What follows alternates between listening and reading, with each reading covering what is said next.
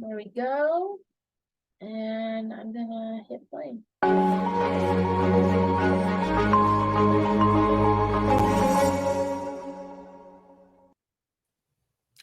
Welcome everyone to I Am Remarkable Week 2022. I Am Remarkable is a global movement that empowers everyone with a focus on women and underrepresented groups to celebrate their achievements in the workplace and beyond. To date, 400,000 people attended the workshop across 170 plus countries and over 1,000 companies. This year, we are celebrating our third global I Am Remarkable Week, which is the highlight event of our year, where we celebrate all things remarkable. The week is running from the 28th through the 30th of September, and you can join all the sessions through our website, g.co/IamRemarkable/week. One of the most exciting parts of I Am Remarkable Week is connecting with our keynote speakers. My name is Nelson Boyce, Managing Director in the America's Large Customer Sales, and I am honored to be here today in conversation with none other than Venus Williams. With 7 Grand Slam titles, 5 Wimbledon championships, 4 Olympic gold medals, tennis champion Venus Williams is one of the most accomplished and inspiring women in the history of sports. We are honored to have her with us today as part of our I Am Remarkable Week to celebrate what makes her remarkable and hear a bit more about how she and we can play it forward. We have about an hour together, starting with our conversation with Venus, and then moving into some Q&A. So let's go ahead and get started. Hi, good morning. Hey, Venus, how you doing? You are, yeah. Good, thank you.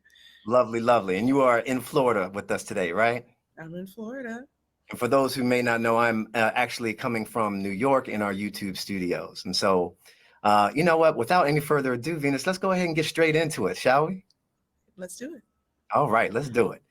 You have had a global audience who could easily speak to your multitude of achievements throughout your life and career. I've just dropped a few of them. However, the I Am Remarkable movement is about self-promotion and recognizing our own achievements. Venus, in your own words, can you tell us something that makes you remarkable that we may not know about you? Oh, hi. Well, hi everyone first. How are you doing? I know you can't say hi back, but can feel the energy. What makes me remarkable? I think the things that make me remarkable would definitely be the people around me, my family. I think we are our influences, and I've been fortunate to have the best influences from my parents right down to my youngest sister. And I like to think what also makes me remarkable too is the effort that I'm willing to put into things. I think all of us, we're all made the same. We may have different talents, but what separates truly remarkable is the effort that you're willing to put in anything. So I always say we're all ordinary people, but whoever's willing to put in an extraordinary effort are the ones that actually become extraordinary. In this case, remarkable. I love that. I love that. And we're going to unpack some of that, some of the comments around family and other things. You know, many of us struggle when it comes to talking about our own accomplishments. Culture and, gender modesty norms, as well as imposter syndrome, right, can prevent anyone from acknowledging their remarkable attributes and expressing their own achievements. You've been in the public eye for years, accepting awards, giving interviews on your successes. Is speaking about your own accomplishments something that has always come naturally for you or something that you had to develop? I think it's something that, for me, accomplishments are more about the work that you put into it. And when you put in the work, when you get the result, it's in a lot of ways almost expected. So, because if you put in the right work, you do it the right way, if you lay the right foundation, then you hopefully get the result. And most of the times you do. So I've always been this person who's looked forward to the future because in this moment now I'm putting in this work. So I think even in my own sense, I've had to work on using my past accomplishments to build confidence for the future is probably the best way to put it, because I'm also so hard on myself. And I think when you're trying to achieve things, you're always so hard on yourself. You want to be better than perfect. Even better than perfect is somehow not enough at times. So I think it's super important to focus on what you've accomplished in the past, so that way it gives you confidence in the future and you can build yourself up. I love that. I love that. And we're going to unpack that a little bit more. Your mom once said in an interview, you have to believe you can do something before you do it, right? That's a sentiment that certainly resonates with us all. And, certainly in I Am Remarkable workshops, participate where participants are ultimately invited to challenge the social perception around self-promotion. What advice, in addition to what you've already kind of said, would you like to give to this community who may be struggling to believe in themselves? Yeah, it's always nice when other people believe in you, but it's even better when you believe in yourself. And that's not always easy. And I don't think anyone believes in themselves 100% of the time. Everyone has these ups and downs, but it's important to make decisions based on if you felt confident. What decision would you make if you felt confident? What decision would you make if you felt powerful? What if you felt great about what you were doing or trying next, and then make that choice? So our choices can't be made out of fear. And also being confident and feeling amazing, feeling remarkable is something that's earned. It's not something that's just a given. Some of us feel amazing about ourselves right from birth. Others have to work toward it. A lot of us have ups and downs, but if you put in the work to build yourself, build your business, build your life, that builds confidence. Having success builds confidence, and also having intention about it builds confidence too. You know what you're not feeling good about, and you make it an intention to start feeling good about it. I always say it, within a few days you feel amazing. Within 6 weeks you've mastered it, because whatever you tell your mind is who you are. So if you continue to put those things in your mind that are good, you'll get the good. If you put in the bad, you get the bad. And it's so simple. We've all heard it before, but it does really work in practice. And I personally use that myself and all throughout my life, and of course on the court too. Oh, for sure. And we're going to talk about that just a little bit more. We live obviously in an incredibly competitive world, right? And you have proved yourself to be exceptional in a highly competitive environment. Talk to us about how you have learned to differentiate yourself, perhaps highlighting maybe some of your most difficult professional moments and how you got through them. Yeah, I definitely had some difficult professional moments, and I feel like some of my most difficult ones came early on in my career and in my life, as a teenager. So those are times where I had to show maturity that maybe would be beyond my years, and be accountable for myself, be accountable for my actions, and be accountable for my results, and look deep inside. One of my biggest losses was definitely one of my biggest lessons, and that was way back in the 90s. It was 1990. I'm there with you. So I just turned 19, and then Serena and I are both in the U.S. Open finals. You can imagine. I just turned 19. She's 17 years old. We're just kids. Right. We're both in these semifinals, and I just remember being unable to handle the moment, just too nervous, just too doubtful, and faltering. And she went on to win that semifinal and win the tournament as 17-year-old. It was amazing.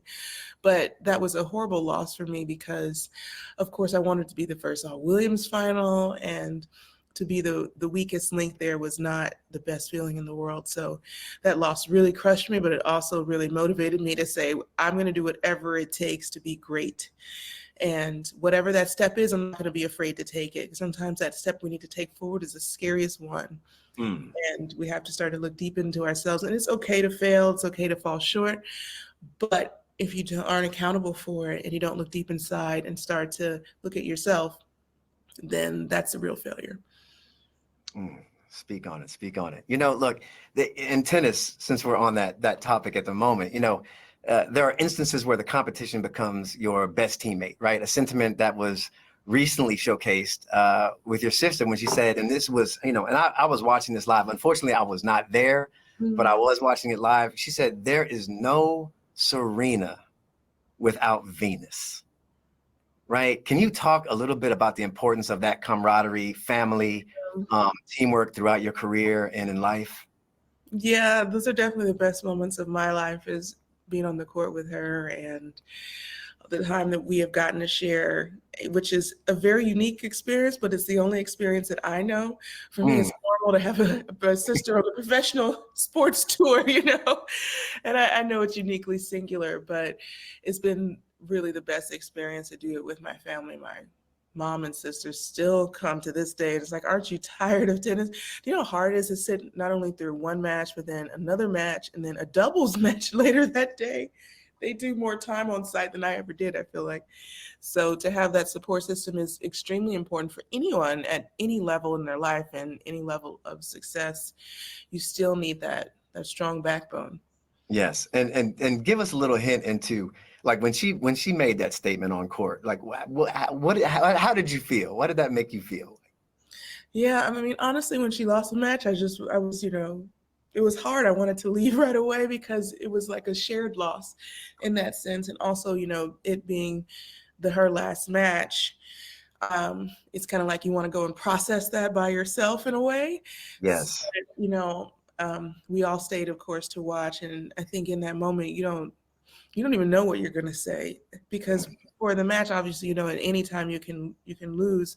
No win is guaranteed, but obviously you're just so focused on what you need to accomplish in that match. So for her, I think the right words came out. I don't know what I would have said if I was in that position, but I think it resonated with the whole world because everybody's got that person that's there for them, and everyone's got that family member that's there for them. And it was just the best moment. Lovely. Well, it certainly speaks to your remarkableness, right? And I Am Remarkable Week is a celebration of the power of diversity, inclusion, and allyship. And you have been a steadfast advocate for equality throughout your career. Can you share with us about how gender inequality has impacted your life and your views on the issues that women face in today's world? Yeah, most certainly. I personally definitely faced inequality as a teenager as well. So something I had to face early on. Growing up, I just wanted to win Wimbledon and be able to hold that trophy. But when I got there as a 17-year-old, my first Wimbledon, I realized, wow, this is not equal. And it wasn't the best result for me, that first one. I lost first round. I was still figuring it out. But, within all that tragedy of being a kid losing and, then you realize, wow, my check's not the same as the guy. What happened here? That's the biggest slap in the face. So having faced that at a young age, it was incredible to be a part of obtaining equal prize money for women at the Grand Slams. And then you start to see so many wonderful things happening, like such an exciting NBA season for the women, equality and equity in soccer for women as well. And I know there's so much more to go with that. And with my activewear brand, we have a huge activation called Privilege Tax, and it brings to light what's happening with pay. And yes. Women are paid 84 cents to the dollar on average that men are paid. And when you start to leave the country, that gap gets bigger. And if you're a minority, the gap gets bigger once again. So our goal is to be able to bring awareness to that and raise money at the grassroots level. So that's what we do every year.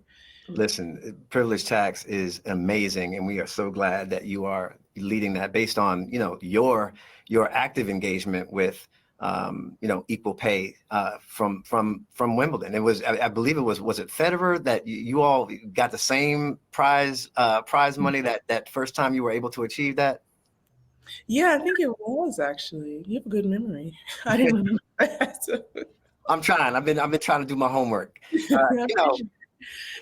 What do you, since we're on this topic, what do you think both organizations and individuals should be doing to address what is such a necessary change? Absolutely. First, you have to have these conversations, right? If those conversations never happen, change never happens. It may creep along slowly, but slowly is not good enough. It's already taking too long. So organizations have to make it a part of their strategy. And also they have to train their managers, because change doesn't happen overnight. You can't click your fingers and say, everybody change. So managers have to be, and leaders have to be educated and be able to confront their own biases when it comes to promotions, when it comes to leadership, when it comes to hiring. All those things are extremely important. Love it. Thank you for that. Thank you for that. Now, I've got one final question, but we have a litany of other questions from folks at Google that we're going to get into. And I'm going to read through as many as I can get to. I know we're not going to get to them all. I want to caveat that before we get there. But I've got one final question for you before we go to what we call at Google a Dory. But Venus, final question from me. Mm-hmm. You have used your gift as a talented sportswoman to transcend tennis to dedicate yourself to a healthier world and to equality. Can you leave our audience here with one final piece of advice that speaks to you? Oh, one final piece of advice. I would always say bet on yourself, because that's your best bet. It really is your best bet. So put your money on you. There's no need to believe in anyone else more than you believe in yourself. And if you don't believe in yourself, just fake it until you make it, act like it. And if you tell yourself something more than enough times, you will really start to believe it. So bet on yourself, all money down, roll the dice, spin the wheel, all of the things. I love that. I love that. And if that is not an endorsement for the notion of I am remarkable, I don't know what is. So let's go ahead and jump into some of this Q&A. Again, I want to thank all of you who asked questions in advance of this session. And I'm excited to both read and get some of the answers to some of what the community wants to know. So this first question is from Carlita. As a young Black woman who made her way in a predominantly white space, how important was it for you to be an advocate for yourself? And I think you've touched upon some of this, but when other women, especially women of color, are the minority in a space, what advice would you give to them on advocating for themselves without being seen as aggressive? Right. Yeah, and working when you're one of the only ones or of a minority is not always easy. And it's important to continue to be yourself and know who you are. That's the most important thing, because if you don't know who you are, then you will feel pressure to be someone that you aren't. And we cannot be our best if we aren't fully ourselves. So it's important to know who we are, to know our history, and to know that sometimes it won't be easy, but we have to be up for the challenge, because if we aren't up for this challenge, then the next generation's not going to be up for the challenge as well, and we're not going to be able to open those doors for them. And I'm always eternally grateful for those who open doors for me, like Althea Gibson, Arthur Ashe. There were so many people out, and that's just in tennis. So outside of tennis, who opened those doors. So we have to see ourselves as not only creating this opportunity for ourselves, but for the next generation. So we have to come at it with no fear. And we allow fear to be our leader, then we will get what fear earns, and that's less. So being able to step up and fully own who you are and be truthful about it. And sometimes that involves educating people. Sometimes people just don't know, and they might not realize they don't know. They might not realize that they are, offensive in any sorts of ways. And some people do, but regardless of that, we have to let people know and fully step into ourselves. Thank you for that. And by the way, for the record, just kind of me to you, and I'm sure you're aware of this, but I'm just going to say it. You have opened so many doors. You have knocked down so many barriers and things for so many folks worldwide. I just want to say thank you for that. And the way you showed up that makes it easier for some other folks to show up. So thank you. Thank you. We have another question here from, hope I'm pronouncing this right, Abhishek. Recently, some advice that I'm repeatedly hearing for what it takes to achieve greatness is trust the process. What does that mean to you? And how do you go about overcoming mental blocks or doubts that arise when you don't see any results from the process? Right. Listen, I would say own the process. So trusting the process would be just hoping that the process will happen on its own. You have to own the process, build that process, break it down if it's not working. And the best part about having a process is that you're able to actually look at what happened in that process that didn't work. And so just because you have a process doesn't mean that you're going to have success. You're going to have to, trial run to see what works and what doesn't work. And that applies in business and in sport. I think in business it's called having a strategy, right? Yeah. And then also we have our processes for how each task or each department is run and so on and so forth. And so when that isn't working, we have to look at that and see where it didn't happen. In tennis too, it's an extremely technical sport, or any sport. If a basketball team isn't winning, they look at their plays and say, what's working, what's not working? And they're in the huddle figuring it out. And you can't get discouraged because, when you win a match or a game, you don't win every point, but the person who wins the most points ends up the winner. So that means you're going to have to battle, you're going to have to fight, You're going to have to struggle, and you're going to need to learn to enjoy that part. That's the best part, you know? So I get love on, that. yeah, when it's not working, strategize again. Right. Trust the process. Maybe not so much. Own the process. I love that. Own the process. We have a question here from Angie. What is your thought on women's tennis having different rules? For example, need to win different number of sets in the U.S. Open and different balls from the men's. Yeah, there was some comments about the balls this summer, Mm. and I honestly, I'll pick up any ball and play with any ball anytime. So it's like my game isn't changing for too much.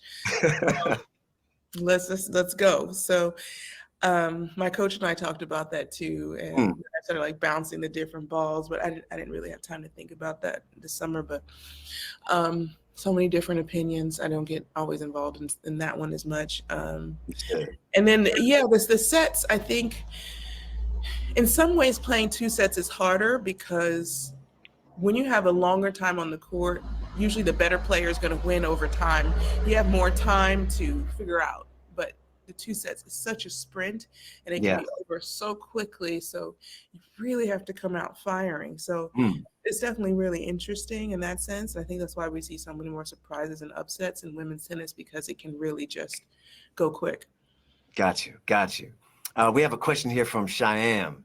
What tips do you have for young girls that develop a sudden fear of physical activity because they either got hurt badly or lost a game badly? Cheyenne says, my 6-year-old daughter is going through this and I want to see if I can help her. Oh, wow. So when you lose a game badly, you just have to, my parents, when I was growing up, they always said, it's not about winning, it's about doing it the right way. So our focus wasn't on winning. As crazy as that sounds, they didn't push us to win. They pushed us to do it the right way. So even if you're losing at that moment, if you're doing it the right way, you'll develop into whoever you're meant to be. And that helped us to be great players, because then we practiced the right things to be great, not just at that moment and win that match as a 10-year-old in the juniors, but later on in 5-10 years to be an amazing player later, because you're building the great process. Injuries are hard, and I had one injury recently in the last year where it definitely took confidence away from me completely, because you don't trust your body anymore. So I think that is a process. It takes time, and especially as a young person, you can't even process the world around you, let alone who you are and that sense of self. So I would say just be patient there. Good. Thank you for that. We've got one from Andrew. Thank you for all you've done and shall do for the culture and communities who look up to you. How do you navigate internal and external expectations when it comes to living your everyday life? Yeah, definitely. I think sometimes our internal expectations are so much harder, and those can be led by also like wanting to please other people and also look good and be successful and be perceived how we want to be perceived. And at the end of the day, we have to realize no one can breathe for you. No one can keep your heart beating for you. And quite frankly, most people are focused on themselves. So they don't wake up in the morning and wonder, I wonder if Nelson got that promotion. They're trying to get their own promotion. You know what I mean? They're trying to get theirs. So once you start to realize that most people really are focused on themselves and their own results or the results of their team, then that's when you start to realize that you really have to just focus on you. And then your own expectations can sometimes make you nervous or afraid. And we have to realize that being afraid or failing, those are all things that are a part of life, and it's honestly okay. And if you do fail, if you are afraid, you got to be afraid for different things and fail for different reasons, but definitely not the same way every time. Thank you for that. And this notion of being afraid, that's an interesting topic as I look at this next question from Chris, who says, leaving something that you have had a great deal of success at and then taking on new challenges can be terrifying.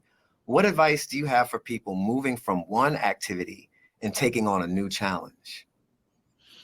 Oh, what advice do I have for that?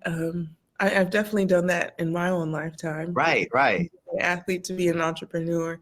And that's not always easy because people definitely want to put you in a box and say, no, you're just this. But it's also a part of life, right? That we get to evolve, that we get to reinvent ourselves, that we get to do what makes us happy. And that's the most important part, is that our work is our life, a lot of it. We spend most of our time working, so hopefully it's something that we enjoy. And if it's not, then that means that we have to at some point pivot. And that makes the best life, when you love what you're doing and when it doesn't feel as much like work. So reinvent yourself as many times as you like and continue that evolution. Yeah, you've been doing that for a while too. You've got your interior design company. You've got 11, which is kind of an umbrella of a number of different brands and things that you've got going on. You've done that quite successfully. So I think that's good advice coming from you. Thank you. We've got a question here from Catherine. Is there anything you felt you missed out on growing up because of your intensive training schedule that you made up for in your adult years? No, I didn't miss out on anything. I felt like I was definitely a nerd. So That's hard to believe. yeah. Yeah. So I was just in school reading books, and it took me a long time to grow up a little and come out of my own, shell. But I think as an adult now, but maybe this is the time in this last year that I've started to feel like, wow, I do want to try and do different things. And there's just not a lot of time for that as a professional athlete and doing all the other things that I do. So when you feel that call, I think you have to answer it, or else you start to feel like you aren't living your life. Right. So I've had to realize I got to start doing other things, trying other things, and having a life outside of work. And it's just a different season, right? Yeah. Reinventing ourselves again. Well, let's talk about that for a second, because we got a question here from Jesse. It's almost kind of right on time. What are some of the things you do to help deal with the pressure on and off, right, the tennis court? And clearly that's even beyond the tennis court. Certainly with all these different initiatives you've got going on, what do you do to kind of decompress from all of that? I could pull out my karaoke mic. Uh-oh. I love to sing, so I have a lot of fun just singing. All right, so I just gotta stop you right there. We gotta pause. What's the go-to karaoke joint for you? I'll tell you mine if you tell me yours. Well, see, I'm always doing a new song, and so that means I have a lot of failures, and and I know never to do it again. So right now, I've been learning Hall & Oates songs, because when you think you know a song, but you start singing, you realize I don't know the verse at all. So a lot of I actually spend time learning new songs so I can sing them. It's just very silly. But what's your go-to? At least you challenge yourself to do something different. I've got two. I've got When Doves Cry by Prince, and I've got Ordinary People, but the John Legend version. Nice. I like that. And I do those over and over again, so I can't even take credit for being bold and trying to do something different. I try to just deliver on what I think I can do. Yeah, nothing wrong with that, right? It's called core competency. Well, thank you. I appreciate your vote of confidence in me. We've got a question here from Esther. Thank you for all these years of amazing tennis. The impact you had by letting your light shine bright is immeasurable. Beyond tennis, where do you feel like you can make the most impact in the world of all the philanthropic work that you do? Yeah, I would say for me, the biggest impact that I can make would be on what I'm working on now in equity and equality. And in that sense as well, it's amazing for me too, because I've been directly impacted by that. So I know what it feels like, and so it makes it very urgent for me. Of course, I love sport and I love wellness. I live it every single day. So I love helping people especially young people, get involved in sport. I love teaching beginners. It's so nice when you see something click and you see that light in their eyes. And for me, that's a very special moment that you get to have almost every day with beginners. So definitely still focusing on sport, wellness, and equity. And well, speaking of young people, we've got a question here from Natalie. If you could tell young Venus one piece of advice, what would that be? I would tell her to be even more fearless. I think there were moments where I definitely was fearless and it came easy. And then there's moments where you definitely feel a lot of doubt. And in 2020, hindsight vision, you can see it clearly. So I would just say be even more fearless. And we all have our challenges, and we have our challenges that no one knows about, and it can make you hesitant and afraid. But yeah, that would be about it. Well, that's a lot. I And love watch out for Serena, she said. That's fantastic. That's fantastic. We have a question here from Nisha. Imposter syndrome is a common experience at Google. I'm sure it is in many places. Did you feel self-doubt at any time in your career, and how did you move through it and overcome it? Yeah, self-doubt is a part of being human. And for those of us who say they don't have self-doubt, they would not be telling the truth. Self-doubt, choking, all of those different things, it's normal and it's fine for it to happen. And Serena and I, we sometimes joke about the times that we was like, oh my God, I got so tight, I couldn't get in my arm, it wouldn't move, it was frozen. And then we would just laugh, but those were just moments, and then we would get through them. So I think that when we feel self-doubt, then we start to feel bad about ourselves. Why do I feel this way? How could I ever feel like this? I feel weak. And then what we have to kind of do is just change how we think about it. I feel doubtful. That's normal. I'm human. But am I going to let that stop me? Absolutely not. So when we feel doubt, then it's a sign that we need to build our strength in whatever area that is. We need to build up our confidence. Yes. So that has to be intentional. So I always recommend visualization to build that up, journaling to build that up, telling yourself these same mantras every single day so you train your mind until your mind accepts it. Sometimes it means we need more skills and more information. That's fine too. We got to get to it. So we can't just accept doubt. We can't accept imposter syndrome. We have to do the work so that way we can get past it until the new challenge comes. Yes, yes. And thank you for that answer, because we had another question here from Leah, which was, kind of around the notion of how do you regain self-confidence and overcome self-doubt after a tough loss. And I think you well articulated that in your answer to the last question. We have a question here from Mariana. Venus, watching you on court for the last 25 years has been an amazing treat. All that you embody has truly been an inspiration to me and millions of others. In the face of adversity, whether on court or advancing equality for women, how do you keep yourself motivated to dig in and do the hard work? Oh, wow. Well, I like to work. So there's that part. But also the reason that I like to work is because I'm always doing things that I love and enjoy. If you hate it, you're not going to go. It's like that 5:30 gym session in the morning. You're not going to go because you hate that session. But if you love that session, you're going to be there. So it has to be about love. When you love it, you will put in the work. If you do not love it, hopefully you can move on. And if you have that opportunity to do so, it's a real blessing, because not everyone has that opportunity to move on and find something that they love. So if you have that freedom, do it, and it will change your life. And then it makes it easy to put in the work, to face the challenges, to get back up, because you want to be there. Yeah. Yeah. And, that I think that's a great segue even to this next question that we have from Wednesday. Even unpacking it just a little bit more, what strengths do you have that you believe made you into the athlete and the person that you are today? Yeah, first it starts back mom and dad for me. Mm-hmm.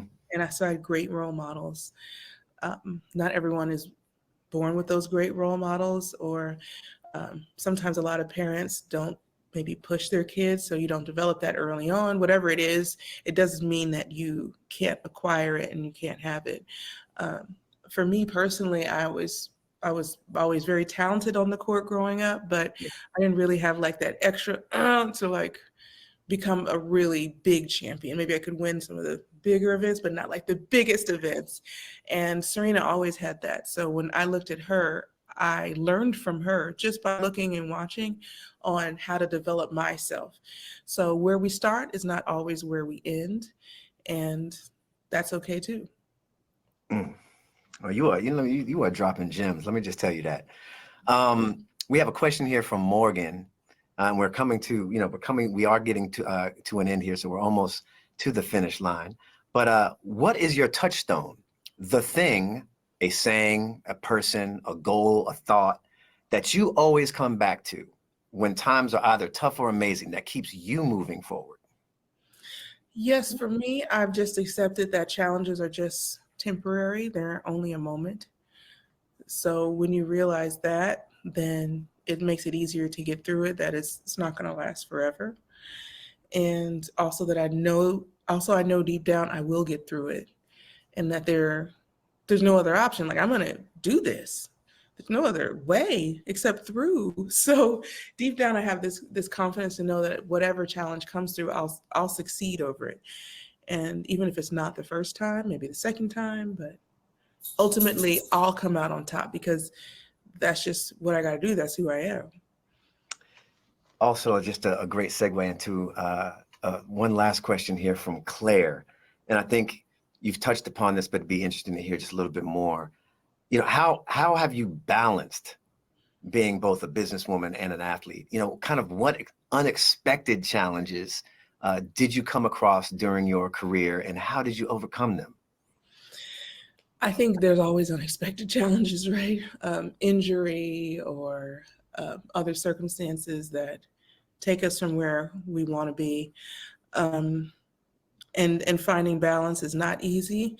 And I think most of us struggle with finding balance because we have our work, we have our families, we have all the other things that we're trying to do, and not easy. So I think that if you go into it expecting to be balanced, especially when you're trying to achieve something big, then you're going to be let down. And so what I try to say is I try to find every day like a little moment of balance for myself, and a little moment to hopefully do something that makes me feel balanced for that day. And for me, I love just to watch a program or a movie. Most of the time, it's something I've already watched. Mm-hmm. If I can just put it on, it just, makes me, and just have that moment of quiet, like an hour at the end of the day, that Yes. helps me rebalance for the next unbalanced day. So find moments of balance within a very unbalanced life. And I think that's how it helps me to get through it. I love it. Venus, last word to the I Am Remarkable community. What is the thought you wanna leave with them? Definitely enjoy your life. Stay positive and enjoy your life. We have a choice, and to be positive or to be negative. Stay positive, and more importantly, just enjoy your life. Do the things you love, and there'll be no regrets when you live that way. Venus Williams, thank you, thank you, thank you for being part of our third I Am Remarkable week celebrations. I could not be more grateful for you and everything that you have done, everything that you do, and everything that you are going to continue to do. Thank you so much. Thank you. Thank you.